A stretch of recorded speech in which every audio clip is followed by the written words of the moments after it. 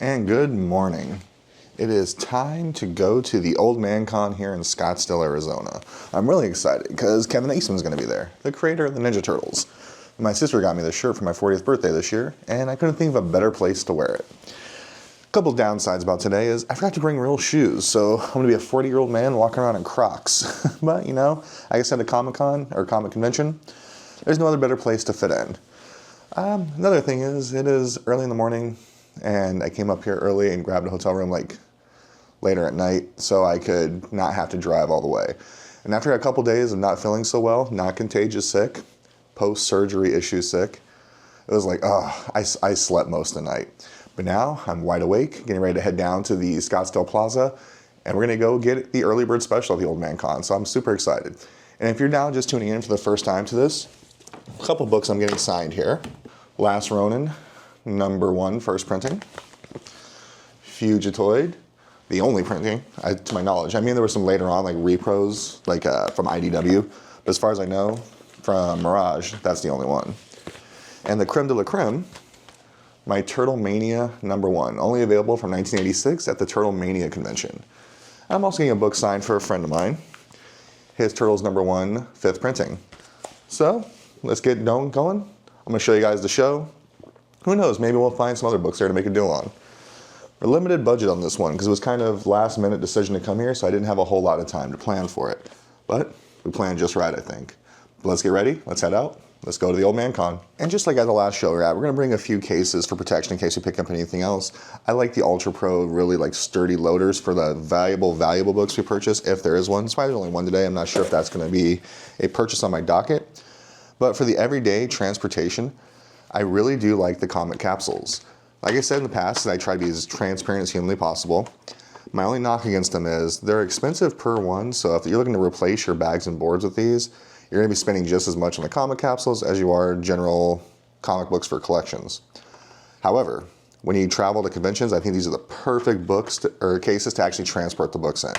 And these were given to me as a gift from our friends over at Comic Capsule, so thank you. And I don't know if I played our other video yet or if it's coming after this, but our Teslas are not long for this channel, so a name change is probably coming. Because again, I don't know if I posted that video yet or it's coming after this, but I went and looked at the Rivian while I was here, and I'm going to put in a pre-order for the Rivian R2, which unfortunately is about a year and a half away. Still, we still have some time with the car until then. And my wife has a predilection towards the Mach-E from Ford. But as of now, we're going on to the Scottsdale Plaza, which luckily from the hotel I grabbed late last night, it's about 5 minutes away. So we're heading over there now. The convention starts in an hour and 35 minutes. However, we have the early bird tickets, so we get to get in 35 minutes. So let's head down there, let's see what it's like, and see if there's already a lot of people waiting. Because generally speaking, these smaller shows like this are for the actual like true avid collector. So it's usually maybe a couple hundred people at the most over the span of the whole day, because we're there to actually buy comics. It's one of those situations where it's, do you want quantity or quality? These type of shows, it's a lot of quality buyers, people coming in ready to buy, purchase, and will and deal. When you go to bigger conventions, it's more of a quantity.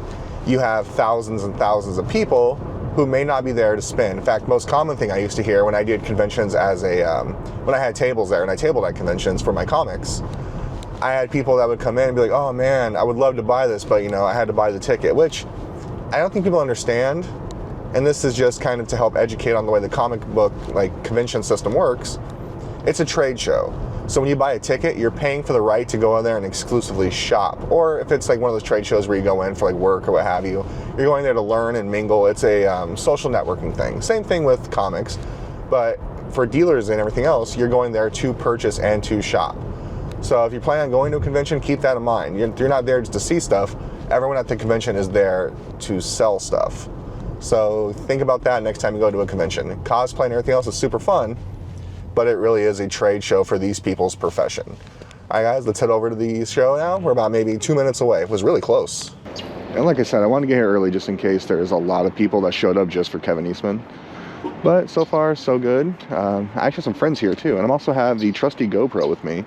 So if I'm digging through boxes and stuff, I can kind of give you a POV, which is going to be exciking. I guess I'm not the only one idea with meeting Kevin Eastman today. Biggest turnout I've seen at the Open House convention in the 2 times I've been here. Like, very busy. So though our tickets are for early bird, this is actually the line for early bird, but also to get Kevin Eastman signatures.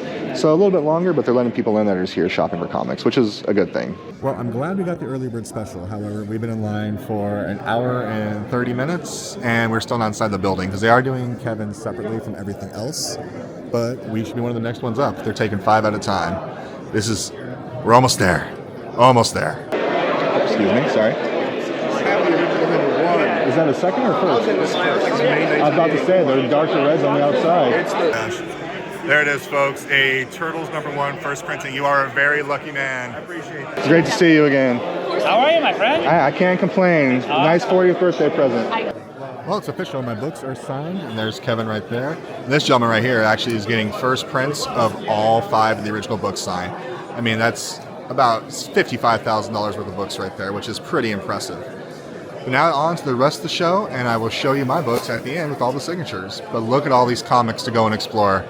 I will catch up with you guys later. This is always a great show. Comic books as far as the eye can see. Just ran to our friends over at Samurai. They got another event coming up on December 7th. I bought some great books here for really good prices in the past, including an Invincible #1 and a Swamp Thing #37 for way under market value. So check them out if you're in Phoenix, Arizona on December 7th. My favorite part about the show is Willin and Dylan and finding all the back issues you need. I'm not going to lie, there's something about digging through boxes and looking at books on the wall that just gets your blood flowing. And hungry. I think I'm getting hungry. Can I see this Turtles one right down here? That cute little guy? Yeah, awesome.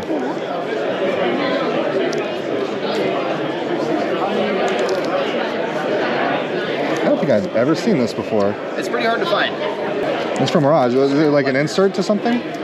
It was a, what you call it, for the fan club back in the day. Oh, okay, Eternal Mania stuff. You said 75? If you had 3 $20 bills, crispy ones, I would do that. So what I just heard is we have a deal. Here you go. It's not very often I see a place that has turtle stuff I've never seen before and pick that up. So yeah, check them out. So for me, the show has totally turned into a Turtles-based convention, but that's why I was here, was for Kevin Eastman. So I haven't really found anything else that's truly caught my eye. But you know, always like to end over here at Fantastic Worlds, which is one of our favorite stores here in Phoenix area. So once again, our friends over here at Fantastic Worlds are preventing my kids from going to a good college. State college it is, but you know what? It was a great deal and it was a great show. Thank you guys again for what you put on here. Appreciate you as always. All right, I'll see you next time I need to lose money. Later, everybody. I just got another solid book that I want to add to my collection for a while, and I couldn't argue with the price. Not the best of conditions, but good enough condition for me. But it is time to start making our rounds to say goodbyes and head out for the day. So I said I wanted to leave by 1 o'clock the latest, and it's about that time. So one thing I'm very curious about is to see what the line still looks to get Kevin Eastman's signature, because he's only here till 1 o'clock, which is 40 minutes, and he's a super nice dude, so he takes time with everyone. I mean, as you can see right there. So I wonder how many people are still left in line outside, because they're holding that line outside of the venue so as not to be overcrowded in here. So he has about 30 minutes left, and that's still the sign just for him. So that was a lot of fun. It was well worth it. Glad we came. I'm right on schedule. I said I'd leave before 1 o'clock. It's only 12:30. Now let's get home and I'll show you the goodies we got, in addition to the stuff I got signed. Super excited. Great show. And I got to meet a couple of you guys, which was even cooler. I had 2 people come up to me separately, smiling, being like, I watch your show. I'm a big fan. And the other guy was like, hey man, watch your show. It's awesome. Made me feel really nice inside that people are watching what I do, which is cool. Now, time to head home. And now that we're safe back home, we're going to go over my comic book haul. But before I do that, I just want to start by saying, great show. I really love it. Brought to you by our friends over at Fantastic Worlds. It's just a fun, good old-fashioned comic book show. The kind that we all went to early on in our comic book adventuring lives before it spawned into the larger conventions we all know now. And also I would like to take a moment to say thank you to the 2 people that came up and talked to me and our new friends that we made out there today. It was really cool having a couple of you coming up to me and saying, hey, I watched the channel, it's awesome, thank you. It makes me feel like what I'm doing here actually kind of means something, so I really do appreciate it. But let's dive into the haul here. First things first, let's start off with the books I got signed, just because I think that's what we're most interested in, and also you saw the books I had beforehand, or heard the books I had beforehand that I wanted to get signed. Like this one here, my Turtles #1 5th printing. Well, it's not mine. It belongs to one of my best friends.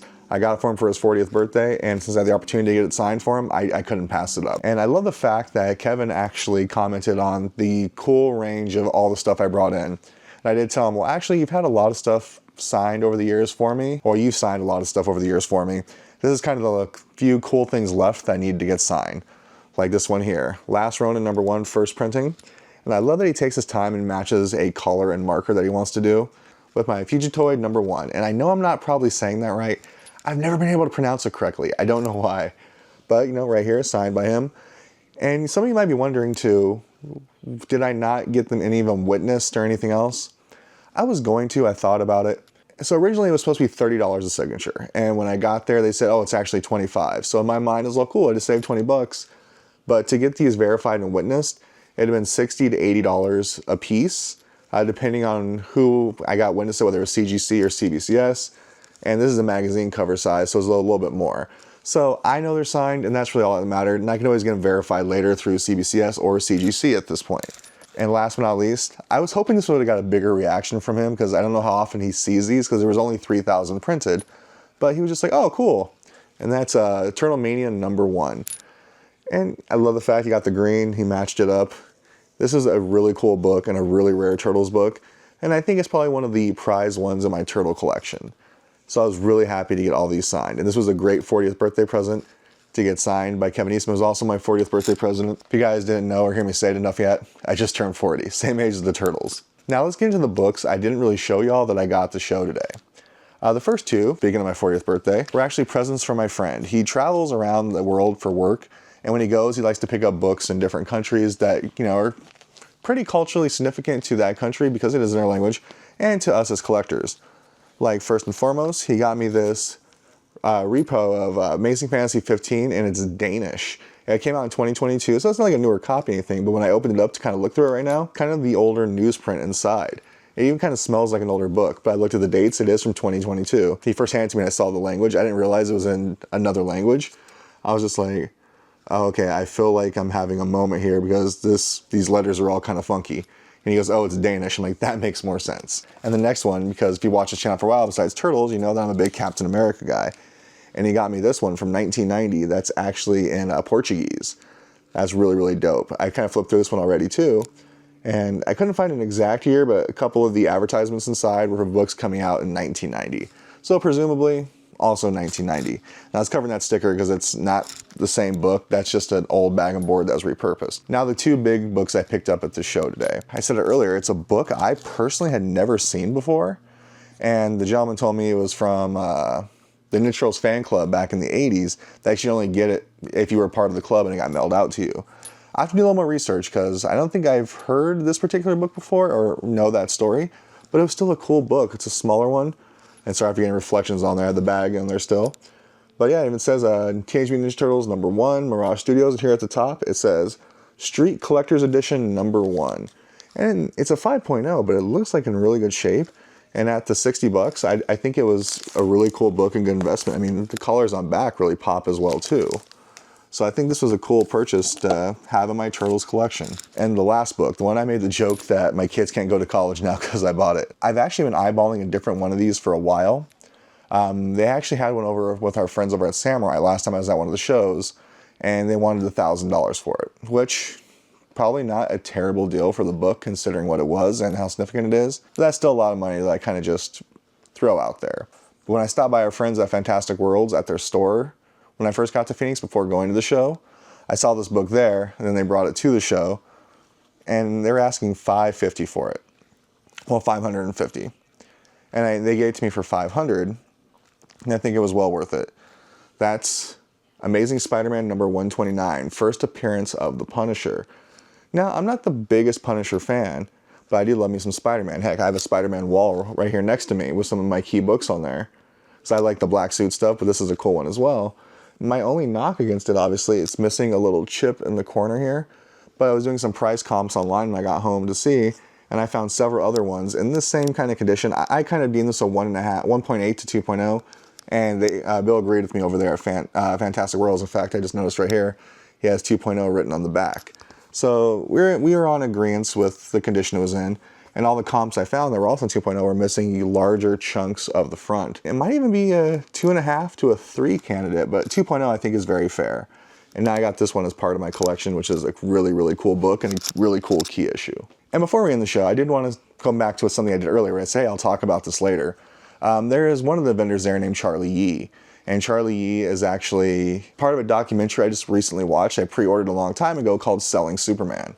Selling Superman is the story of one guy in particular and his brother and mother who are now basically organizing and prepping his deceased father collection for either resell or just to catalog it. Kind of tapped 3 different people to truly help like with their sales, and Charlie Yee was one of them. So when I saw him in the documentary, I was like, oh hey man, that's really cool. I've actually bought books from that dude in the past. And then when I'm there, he actually had 2 short boxes from that particular collection. So it's really cool to see comics from a certain pedigree like that in real life after just watching them in such a good documentary. And if you haven't seen it yet, highly suggest seeing Selling Superman. It was really good. I've already watched the documentary twice. It's really, really good. So once again, guys, thanks for taking a ride with us. Let's take another ride again soon. If you haven't done so, please like and subscribe. I really appreciate your guys' support, and I love going to these conventions, and I love bringing you these videos.